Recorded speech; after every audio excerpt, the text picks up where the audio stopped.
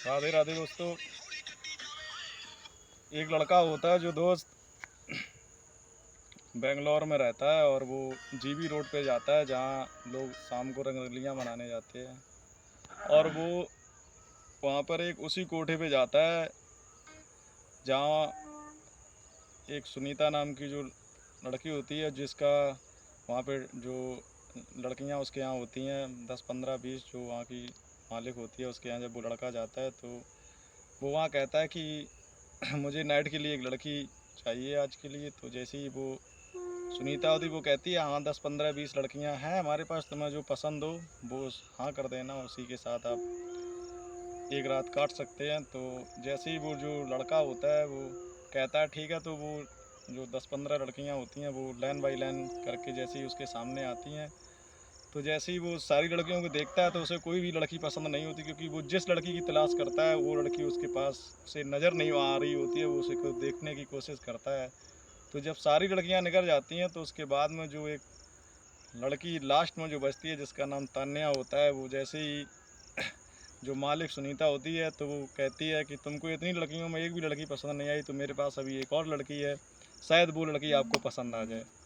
तो वो लास्ट में उसी तान्या को लेकर आती है। जब वो तान्या को जैसे ही वो लड़का देखता है और लड़की जैसे ही उस लड़के को देखती है तो उसकी आंखें वहाँ झुक जाती हैं। दोस्तों, ऐसी एक घटना है, जो लड़की दिल्ली से बेंगलोर के लिए जाती होती है, शाम का समय होता है, उसका जो हस्बैंड होता है वो बेंगलोर में एक मल्टीनेशनल कंपनी में जॉब करता है और उस जॉब के अंदर वो वहाँ एक अच्छी पोस्ट पे जॉब करता है। तो उसकी जो वाइफ होती है, जो तान्या होती है, वो दिल्ली में ही उसका मकान रहता है और तान्या जो होती है वो लड़के के माँ बाप के साथ वहाँ रहती है। तो जो तान्या होती है, काफ़ी दिन जब वो वहाँ जॉब करने लगता है, 1 1.5 साल हो जाती है, अच्छा खासा पैसा कमाने लगता है। तो वो सोचता है क्यों ना अपनी जो उसकी वाइफ तान्या उसको भी वहाँ साथ में लाया जाए। तो वो कहता है कि तान्या, अगर तुम्हें हमारे पास आना है तो आप आ सकती हो। तो वाइफ भी कहती है ठीक है, मैं आपके पास रहने के लिए तैयार हूँ। तो वो कहता है मैं तान्या तुमको लेने नहीं आ पाऊँगा, जो ट्रेन होती है वो कहता है कि मैं उस ट्रेन का टिकट बुक करा देता हूँ एसी कोच का, आप उस कोच से ट्रेन को पकड़ लेना और जब आप बेंगलोर स्टेशन यहाँ पर आ जाओ तो मुझसे आप संपर्क में मोबाइल में रहेंगे ही, तो हम आपको यहाँ से रिसीव कर लेंगे। तो वो लड़की तान्या जो होती है उसकी वाइफ वो तैयार हो जाती है और वो जैसे ही दिल्ली जाती है, जो उसका हस्बैंड होता है वो उसका टिकट बुक करा देता है। स्टेशन पर पहुंच जाती है, ट्रेन छूटने से पहले जब वो टाइम पर पहुंच जाती है तो जो उसकी वाइफ होती है तान्या, वो उस ट्रेन पे चढ़ जाती है और ट्रेन का जैसे ही टाइम हो जाता है और वो ट्रेन का जो सिग्नल होता है वो उस टाइम पे ग्रीन हो जाता है, उसके बाद वो ट्रेन दिल्ली से छूट जाती है बेंगलोर के लिए। जैसे ट्रेन चलते चलते लगभग 30 35 या 1 घंटा हो जाता है चलते चलते, तो एक स्टॉप आगे आता है। उस स्टॉप पे ट्रेन रुकती है और रुकने के बाद काफ़ी शाम हो जाती है। तो जो उसका पति होता है वो उससे संपर्क करता है कि तान्या तुमने कुछ खाया पिया या नहीं खाया पिया, कहाँ तक पहुँच चुकी हो। तो वो उस स्टेशन का लोकेशन बता देती है जिस स्टेशन पे ट्रेन खड़ी होती है। और जो तान्या होती है वो कहती है हाँ कुछ अभी ट्रेन में खाने पीने के लिए आएगा तो मैं ले लूँगी, आप परेशान मत हो। तो वो पूछता है कोई दिक्कत ट्रेन में तो नहीं है, तो कहती है नहीं कोई दिक्कत नहीं है। उधर जो उसका हस्बैंड होता है वो उसे बराबर बताता है कि अगर तुम्हें कोई खाने की चीज़ दे या कोई चाय पीने की चीज़ दे तो मत लेना, तुम्हें जो कुछ भी खाना पीना है अपने रुपए से ही खाना पीना है। तो वो कहती है ठीक है। जैसे ही फ़ोन कट जाता है तो एक बगल में 2 व्यक्ति बैठे होते हैं, वो उसमें से एक व्यक्ति पूछता है उससे कि मुझे लगता है कि आप पहली बार सफ़र ट्रेन में कर रही हैं क्या? तो वो कहती है जी नहीं, मैं काफ़ी बार ट्रेन में बैठ चुकी हूँ। हाँ, पर मैं दिल्ली से और बेंगलोर के लिए पहली बार सैर कर रही हूँ। तो वो जो 2 व्यक्ति होते हैं वो दोनों आपस में बात करने लगते हैं और बात इस तरीके से करते हैं कि करते करते वो दोनों समझ जाते हैं कि इसके साथ कोई नहीं है और ये अकेली है। जब बात और ट्रेन आगे बढ़ जाती है तो वो दोनों लोग जो होते हैं वो मिलकर उसको खाने पे जो ट्रेन में जो खाने पीने के लिए आता है उसे वो खाने पीने के लिए कहते हैं। तो वो कहती जी नहीं, मैं खुद अपना खाना खा लूँगी। जैसी ट्रेन काफ़ी टाइम और हो जाती है तो ऐसा होते होते ऐसा होता है कि जो वो उसकी जो वाइफ होती है वो तान्या जो होती है वो उसको नींद आने लगती है ट्रेन में और वो सो जाती है। जो दो व्यक्ति बैठे होते हैं उसके पास में, वो यही देखते हैं कि तान्या सो चुकी है, तो वो कुछ ऐसा जहरीला पदार्थ निकालते हैं जो उस तान्या के फेस पे डाल देते हैं, जिससे वो बेहोश हो जाती है। और वो वहाँ से तान्या को ले जाते हैं और ले जाकर वो बेंगलोर स्टेशन से उसी वहाँ से फिर वो लेकर वापस आ जाते हैं। और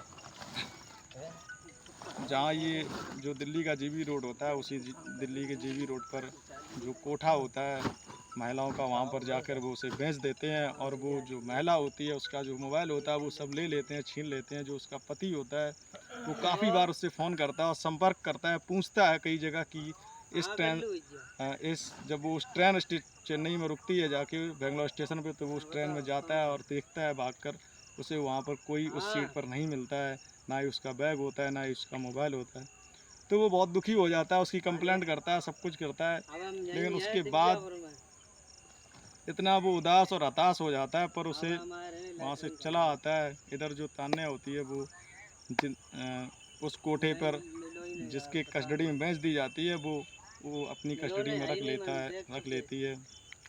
धीरे धीरे जब वो 1-1.5 महीने बाद वहाँ आता है, फिर उसे शक होता है कि क्यों ना अपनी वाइफ को ढूंढा जाए कि वो ट्रेन से कहाँ गायब हो गई, कहाँ गुम हो गई, उसका कोई पता नहीं चल रहा था। इधर उस लड़के का जो दोस्त होता है वो एक दिन शाम को ऐसे दिल्ली जीबी रोड पे घूमने जाता है।